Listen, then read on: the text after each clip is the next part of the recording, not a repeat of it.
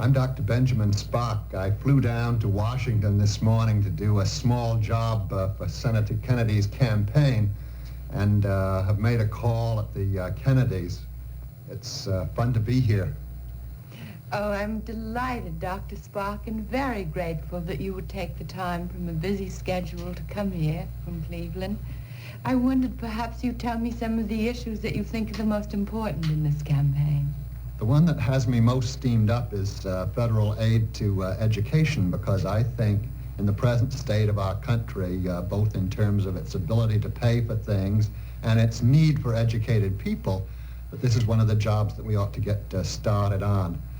And I'm delighted that Senator Kennedy has made a big issue of this in the campaign, and even more important that in the years previously, in his 14 years in Congress and in the Senate, he really has worked hard for aid for education, for scholarships, for public libraries in regions that don't have them. He's really worked at these. I know, it's such a long and often hopeless fight. I hope it will accomplish something. There seems to be such a shortage of schools and of teachers. I'm glad that you mentioned teachers as well as buildings. The legislation that Senator Kennedy was working for was not proposing that the federal government hand paychecks to individual teachers if they teach the way the federal government said. The bill proposed giving money, federal money, to the states for the states to distribute for both buildings and for teachers' salaries. I think many people don't realize that the reason that federal aid is important is because many localities and many states have reached the limit of their borrowing power. And if the bill were passed, do you think it could help very quickly there? I think that it's terribly important to get started, because obviously you're not going to create teachers in a rush. You've got to first have salaries that invite them, salaries that keep them from slipping out of teaching into other jobs.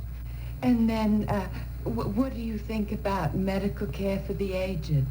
This, of course, involves an age group that's at the very opposite end of my own competence, but I do know enough to know that a majority of retired people really need help in taking care of their medical bills. That a majority don't have the funds to do it themselves.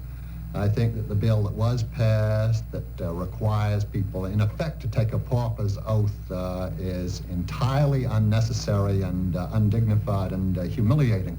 It seems to me that the Social Security system is, of course, the appropriate way to take care of this. You let people buy their own insurance and then benefit from it at the time that they need it.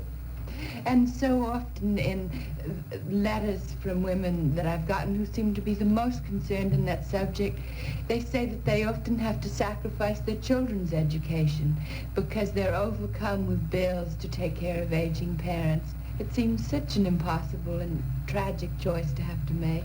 Yeah, I think it's unfair for young people to have to contribute a disproportionate amount for the support of retired parents of theirs, and I think it's also very unfortunate for retired people to feel that they have to depend on their own children. Oh, well, I've learned so much listening to you today. I can't tell you how I've enjoyed it. It's been fun to come down here, Mrs. Kennedy, and thank you for inviting me. Thank you so much.